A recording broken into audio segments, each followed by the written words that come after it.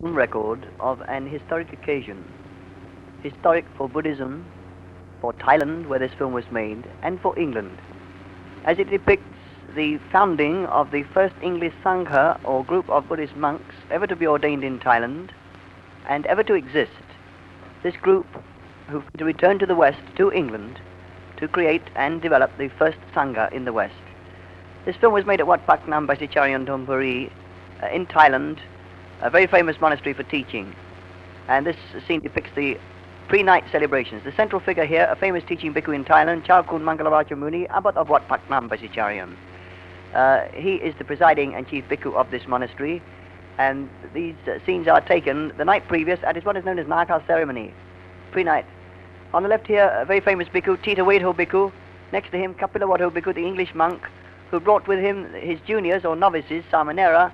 The one on his right, you see there, is Robert Alberson from Rochdale near Manchester, the cotton industry centre in England. Next, on the left here, George Blake from Jamaica, who's also come, and on his right, Peter Morgan, originally from Wales. All these have come. They're intensely interested in what's going on. It's completely new to them, a completely new life to them. This scene is important and interesting in the fact that it proves and shows that this actual ceremony goes back way beyond Buddhism itself. It's a facet from Indian life of many thousands of years back, where the story of the world, the round of rebirth, samsara as we call it, is told in traditional fashion. Here these gorgeously decorated tables in gold and lacquer are strewn with gifts from all kinds of people, gifts of robes and fans to the new bhikkhus to be, and to all the group of bhikkhus who take part in the ordination. At the back you see the title fans, those decorated fans. They are for bhikkhus. Every bhikkhu in Thailand has one as his authority. As the scene moves, we see the group there sitting quite happily, smoking cigarettes, everybody around quite happy, everybody very friendly. At the back there you see two Chinese bhikkhus talking now to show you how close we are here in this country with the Dhamma. And here the leader of the celebration and the ceremony brings his candle 3 times towards him, and then wafts the feeling and blessing in his heart toward the new group, sending forth metta, shall we say, or loving kindness. Then the candles go all round this vast crowd, everybody sending their thoughts and blessing. All the people here you see are well-known friends of Buddhism, Kapilavattho, Tita Wedho. They both know them very well. Many supporters. Everybody's a friend here. The juniors, of course, now are extremely interested. They're seeing things they've never seen before in their lives, much the same as these Thai people are seeing something they also have never seen. A group entirely composed of Europeans forming the first Sangha. These shaven-headed white figures you see in the middle of the picture here are what we call here upasika. In England we call them nuns. They are women who've given up life entirely to strive for enlightenment. Now the celebration, of course, on the next day takes place with traditional procession, and normally moves on the next day takes place with traditional procession, and normally moves off with quite a large gathering. There were thousands of people present on that day, and it moves off from the new Bhikkhu Academy at Wat Pak Nam, led by a rather fearsome creature called a Naka, or fire-spitting serpent. Here you see it, followed by a band which everybody thoroughly enjoys, particularly the drummer, and another small band, then followed up by male lay supporters carrying the title fans, the ceremonial umbrellas, covering the various gifts as the procession moves off. Here you see a large number of upasika, each carrying some small gift. Here's that wonderful creature again, the Naka. Everybody loves him very much. Sometimes he's rather frightening because he shoots real flame out of his mouth. And these fun-making people, everybody enjoys themselves very much. The wonderful part of these Thai people is that they have a great sense of fun. They love a party. So everybody joins in on this. They all feel it's their show as well, and they all show their joy and their well-wishings in their own manner and fashion. Now you see the juniors coming up, the novices, on their way, each intensely concentrated, each trying to keep his mind on the task which is undertaken, as the procession moves in towards pagoda ground. This procession will have to move round the pagoda. You see it here paused. It will move into pagoda ground and move 3 times round the pagoda to the right, keeping the right shoulder toward it, before the novices are allowed to enter the pagoda. Now we move into the pagoda proper, where the new juniors will pay salutations prior to the celebration. This wonderful figure here is just been discovered in Thailand. It's 60% gold, and is a very fine move-in to this most sacred moment in a bhikkhu's heart, where he takes the life which the Lord Buddha taught, the way to enlightenment. Now here you see them inside the pagoda, paying their respects to the memory of the Lord Buddha, and to the Upachaya Chakun Mangalarajamuni Muni Abhidabhat Nam. They will then move forward with their robes to be presented to them as bhikkhus. Here you see the bhikkhu who is touching the novice is very famous here, the abbot of Wat Po. His name is Chakun Dhammantiloka, a bhikkhu of 40 wasa, 40 years standing. He's acting the part of first assistant Upachaya today. And his opposite number, now with his head turned to the left, is only a bhikkhu of 2 years standing, Kapilavatthu bhikkhu, the English monk, who on this occasion has been granted the right to be Anusasanacharya, the second assistant. A thing unprecedented in history. It gives you some idea of the way things work in a Buddhist community of monks. It's not only a question of years of standing, but of knowledge and practice, which is always recognized. And this is the first time that a European has ever passed the test for this office and been allowed to function in this capacity. Now you see Kapilavatthu has just told the Samanera to move off, and Blake the Jamaican comes up to present his gifts and to pay the traditional salutation, head to the ground 3 times, the 5-point touching, a salutation famous now over 2,500 years ago. Each junior salutes his senior bhikkhu, his upachaya, his abbot in this fashion, and his teacher. Now the Samanera is told to move off, and here we find the first assistant, Dhammantiloka Mahatera, just turned his head. He's going to give the Sikkhapadan or precepts, which always commence with Namo Tassa Bhagavato Arahato Samma Sambuddhassa. Praise to the All-Enlightened One, to Siddhartha Gautama, who brought this teaching, this way of life to the world. And then the young novice repeats all this in Pali, which has meant much hard work on their part, and he repeats the precepts which commence Panatipata Veramani Sikkhapadang Samadhiyami. I undertake the rule of training to refrain from killing or harming any living creature. He now moves forward with his begging bowl, the bowl in which he will beg his food for the rest of his time as a bhikkhu.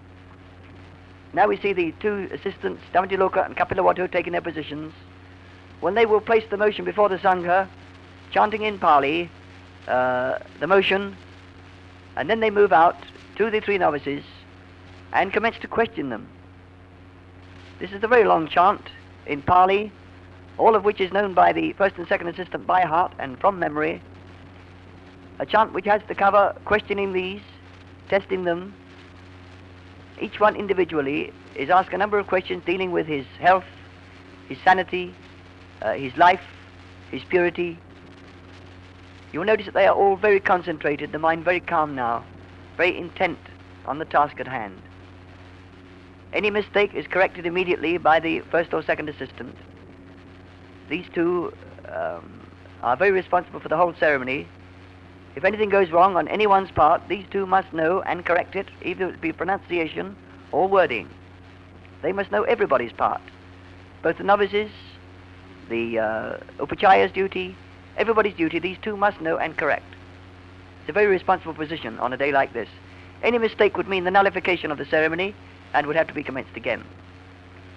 Now you see the questioning goes on, and the 2 assistants return now, and word perfect, they recite together the findings they have about these juniors. Word for word, statement by statement. Now the Samaneras move forward to outside the Sangha. They have been called, and before entering they have to ask to become bhikkhus. They commence by the words Sanghang Bhante Upasampadang Yachama Olong Patuno Bhante Sangho Anukampang Upadaya. Please, Venerable Sirs, may we enter? Will you accept us? They chant this 3 times, then salute right, left and center before moving forward, and they will be again questioned by the first and second assistant, Dhammataloka Mahatera and Kapilawadu. Here the Upachaya is giving them instruction on the bhikkhu life, telling them in Pali, a very ancient language, that from here on they beg their food, they wear only 3 robes, they must be satisfied with the foot of a tree for bed if necessary, and to live on the merest of medicines, to possess nothing for the rest of their time as bhikkhu. Now the first and second assistant are again questioning them. You see the lips moving here, the questioning is going on. And after this, there will become the acceptance. After the Upachaya, now holding his fan of office, his title, is again instructing them in a long chant in Pali, which we call Anusana, expressing everything to them, trying to give them some idea of the task which they've undertaken. All the bhikkhus here present in this sangha or group who are ordaining them are what we call Vipassana bhikkhus, meditation bhikkhus. That is, bhikkhus who have undertaken this bhikkhu life to strive all the time for the enlightenment which the Lord Buddha gained. Here you see the juniors moving off now are bhikkhus, and they will bring now presents, small gifts. Salute the Upachaya Chankul Bhavanako Sul Mahatera, who is now Chankul Mangalaraja Muni, his latest title. Now, something unprecedented here. The new junior bhikkhu has been instructed by the Upachaya to salute Kapilavatthu Bhikkhu, an English monk of only 2 years standing, to salute him, as were all the rest, as their teacher. A very happy moment this for the new Sangha, a very happy moment for Thailand. Everyone is very, very happy about this. Here you see the new junior bhikkhus now receiving gifts, and you'll notice that on the ground they have golden cloth, the purpose of which is to prevent them inadvertently touching any woman's hand. The Sangha here in Thailand, Mahasangha, the controlling group, are extremely strict, which is one of the reasons that the Dhamma is so strong in Thailand. The bhikkhu's vinaya, or code of discipline, is extremely strict. Here you see the juniors concentrated as the chant is given forth, taking them into Sangha, all the bhikkhus surround them, and this very impressive and sacred moment to the heart of a Buddhist is carried out with naturally some feeling of relief on the part of the new juniors. They've been under terrific strain. And now the traditional scene, Englishmen, bhikkhus, barefoot, begging their food in Thailand on the daily round. Here you see them moving forward in order of seniority, begging their food as they go, each with bare foot. Each one here has to be completely concentrated in mind, practicing what we know as satipatthana, or mindfulness, a form of meditation. They do not notice who is giving the food. They keep their minds on the food. They keep their mind on the reason for begging the food is not for enjoyment or sensual pleasure, not to make the body strong or fat, but just so that this life, this bhikkhu life, may be led to strive for enlightenment. Every movement, every feeling, every act has to be registered by them. It is their discipline that their concentration must not break. Now they move across past the pagoda on their way back to their actual vihara, and here again we find some more people wishing to give them food. As they move nearer their place of residence, they come again on the way to another donor, another giver of food. Every morning you see this street scene, hundreds and hundreds of bhikkhus. Here you see them moving into the hall we call Dhammasala, a place of exposition of the philosophy of Buddhism, and also where the communal eating takes place.